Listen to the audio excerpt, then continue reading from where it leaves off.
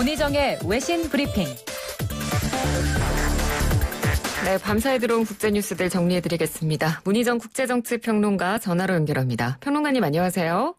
네, 안녕하세요. 이 노르웨이의 한 환경단체가 식습관과 건강, 기후변화, 인과관계를 분석을 해서 보고서를 냈습니다. 그러니까 관련 내용들이 상당히 흥미롭고 저희가 좀 주목해봐야 될 내용들이 많은 것 같은데요. 구체적으로 어떤 내용들이 담겨 있습니까? 네, 16일 노르웨이의 비영리 단체인 이트가 더 나은 미래를 위한 식습관이라는 제목의 보고서를 내놨는데요. 내용은 이겁니다. 지구에 사는 77억 명을 위한 식량 생산과 소비가 세계 탄소 배출의 4분의 1을 차지하고 있고, 또 주요 20개국 가운데 1인당 음식 소비로 인한 온실가스 배출량이 지구가 감당할 수 있는 한계 이내에 있는 국가는 현재는 터키뿐이다. 이런 내용입니다. 네. 그러니까 지구가 감당할 수 있는 한계라는 것은 산업화 이전과 비교해서 지구의 평균 온도를 섭씨 1.5도 이하로 상승시키는 범위라고 할 수 있는데요. 2021년부터 적용되는 신기후 제재인 파리 협약의 단기 목표입니다. 인간들이 먹기 위해서 하는 행위인 가축 사육과 쌀 재배, 비료 사용, 또 농지 조성, 산림 벌채, 음식물 쓰레기 발생까지 현재 음식 소비로 인한 온실가스 배출량은 5.6 기가톤인데요. 그러니까 이 가운데 주요 20개국 국가가 3.7 기가톤을 배출하고 있다고 설명을 하고 있습니다. 네. 그중에서도 이제 특히 심각한 나라가 아르헨티나, 호주, 미국, 브라질 등인데요. 그러니까 쉽게 설명하면은 이 지구상의 모든 사람들이 만약에 아르헨티나 사람처럼 음식 소비를 한다면 2050년에 지구가 7.4개가 필요하다는 얘기고요. 만약에 호주처럼 음식 소비를 한다면은 6.8개가 필요하다는 의미입니다. 이 온실가스의 주범으로 꼽히는 붉은 고기의 경우 소비량이 적정량 이내인 국가는 G20 국가 중에서 인도네시아와 인도뿐이라고 하는데요. 이 앞서서 말씀하신 것처럼 우리나라의 경우로 좀 말씀을 드리면 1인당 음식 소비로 인한 온실가스 배출량은 지구가 감당할 수 있는 한계를 이미 넘어섰고요. 또 우리나라 사람들의 붉은 고기 소비량이 80g을 넘어서서 적정량의 3배를 섭취하고 있는 것으로 나타났습니다. 네. 그러니까 이 식습관이 환경 문제와도 연관이 있다는 사실을 저희가 좀 깨달아야 되는 이런 보고서가 아닐까 싶은데 네네. 사실 국제적으로 이 식량 위기에 대한 논란은 계속해서 있어 왔고 그리고 최근 코로나19 사태로 인해서 이 식량 위기에 대한 우려가 더 커지지 않았습니까? 그래서 그렇죠. 인도네시아에서 공격적으로 또 식량 확보에 나섰다고요? 네, 현지 시각으로 16일 조코 위도도 인도네시아 대통령이 식량 문제는 안보의 영역이라면서 식량 개발 특임 장관으로 농림부 장관이 아닌 프라보오 수비안토 국방부 장관을 임명을 했습니다. 이는 최근 인도네시아 이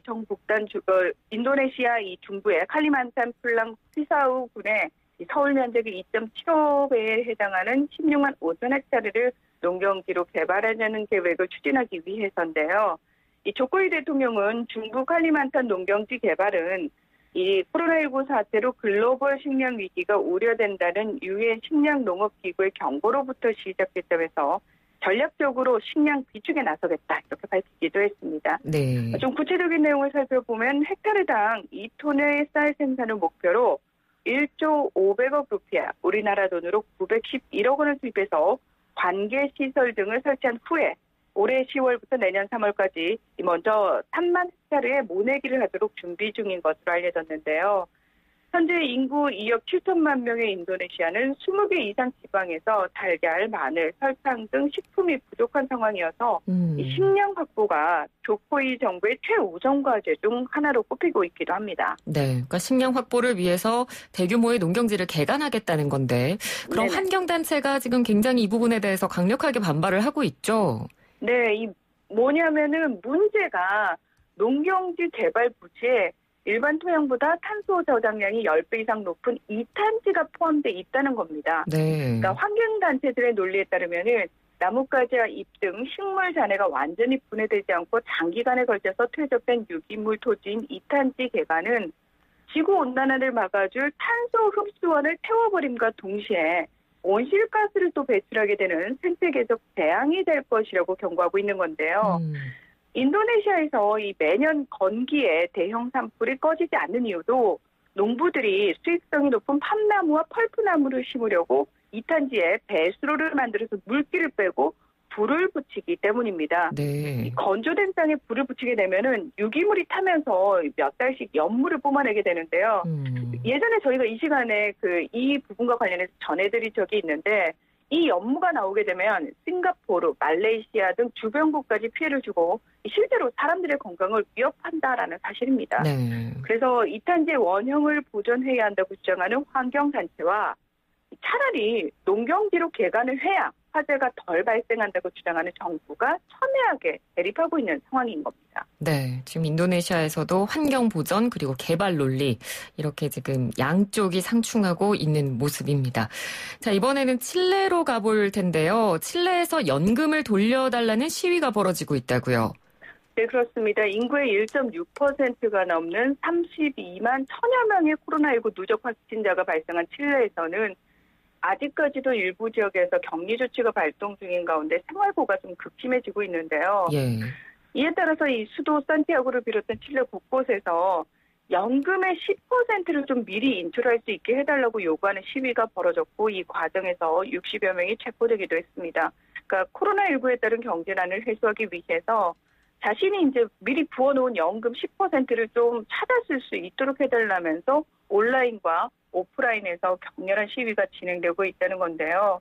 이 최근 칠레 여론조사 기관인 카데메 조사에서는 국민의 83%가 연금 중도 인출 허용에 찬성하는 것으로 나타나기도 했습니다. 하지만 세바스티안 피네라 칠레 대통령은 연금 재정이 허약해질 것을 우려해서 반대 입장을 분명히 밝히고 있는데요.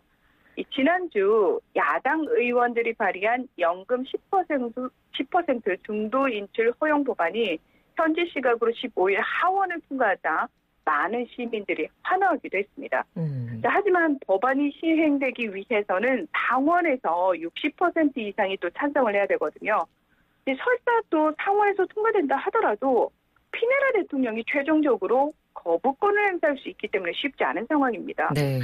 참고로 1970년대부터 90년대까지 지속된 아우구스토 피노체토 군부 독재 시절 민영화된 칠레 연금 제도는 지난해 11월부터 시작된 칠레의 불평등 항의 시위에서 시민들이 요구한 개혁 대상 중 하나입니다. 자, 이제 끝으로 미국에서 지금 전직 대통령을 비롯한 유명 인사들의 트위터 계정이 해킹당하는 사상 초유의 사태가 발생해서 어제부터 지금 계속 시끄럽더라고요. 네, 그렇습니다. 이 현지 시각으로 15일 오후 4시부터 버락 오바마 전 대통령, 빌 게이츠, 조 바이든 전 부통령, 애플사 등 수백 개의 계정에 달러를 비트코인으로 보내면 30분 안에 지역사회에 2배로 환원하겠다라는 내용의 메시지가 올라온 겁니다. 네. 이 트위터 측은 첫 해킹 글이 올라온 지 1시간 45분이 지나서야 명백한 해킹이 일어났다는 공식 입장을 밝히고 이 피해 계정의 메시지 기능을 차단하는 등 대응에 나섰는데요. 하지만 이미 300명 정도가 트윗에 적힌 주소로 우리나라 돈으로 약 1억 4천만 원어치의 비트코인을 보냈고요. 이 해당 문구가 4시간 동안 3,330차례에 걸쳐서 트위터에 게시된 것으로 파악이 된 겁니다. 네. 이 트위터 측은 자체 조사 결과 내부 시스템 자체가 아니라 시스템에 접근 권한이 있는 직원이 공격당한 것 같다. 이렇게 밝혔는데요. IT 전문 매체인 마더보드는 해킹에 가담했다고 주장하는 2명의 익명 정보원을 인용해서 범인들이 트위터 내부자를 돈으로 매수해서 도움을 받았다. 이런 내용을 보도하기도 했습니다. 네. 자, 그런데 이번 해킹 사건에서 좀 특이한 점이 있는데 도널드 트럼프 대통령과 대립하고 있는 인사들이 주로 공격을 당했고요. 트럼프 대통령을 비롯해서 공화당 소속의 정치인들은 포함되지 않았습니다. 그렇군요. 그래서 이 부분을 두고 이번 해킹 사건이 올 11월에 있을 미국 대선과 어느 정도 연관이 있는 거 아니냐 이런 이야기가 지금 나오는 건가요? 네, AP통신이 이번 해킹 대상이 미국 민주당과 좌파 인사들인데 해커들이 11월 대선을 앞두고 소셜미디어의 보안상 허점을 테스트하려 했을 가능성이 있다라고 제기를 한 겁니다. 네. 블룸버그 통신도 트위터 해킹을 통해서 보안상의 취약성이 드러난 만큼 이 소셜미디어를 중심으로 가짜뉴스가 기승을 부릴 가능성이 있다면서 이번 대선 전국이 이에 따라서 왜곡될 수도 있다라는 보도를 내놨습니다. 유명 인사들의 공식 계정의 해킹 여부는 사실 비교적 빨리 발견할 수 있지만 예를 들어서 주 정부라든지 또는 거기서 더 아래 단계인 카운티 단위처럼 곧바로 확인할 수 없는 경우에는 이 사태는 걷잡을 수 없이 커질 수 있다는 건데요. 네. 크램슨 데럼 린빌 교수는 지방자치단체 선거관리당국제의 개정이 만약에 해킹이 된다면 투표 방법이나 장소에 대해서 허위 정보가 퍼질 수 있고 그렇다면 도대체 누가 알아챌 수 있겠는가라고 지적을 한 겁니다. 네. 게다가 이 소셜미디어상에서 허위 정보일수록 더 빨리 전파되는 데다가 그렇죠. 미국 내부뿐만 아니라 이 러시아 같은 외부의 개입 위험도 여전히 큰 상황이거든요. 그래서 엄청난 양의 허위 정보가 이 대선에 악영향을 끼칠 수 있다는 우려가 나올 수밖에 없습니다. 네, 알겠습니다. 오늘 소식도 잘 들었습니다. 고맙습니다. 네, 고맙습니다. 네, 지금까지 문희정 국제정치평론가였습니다.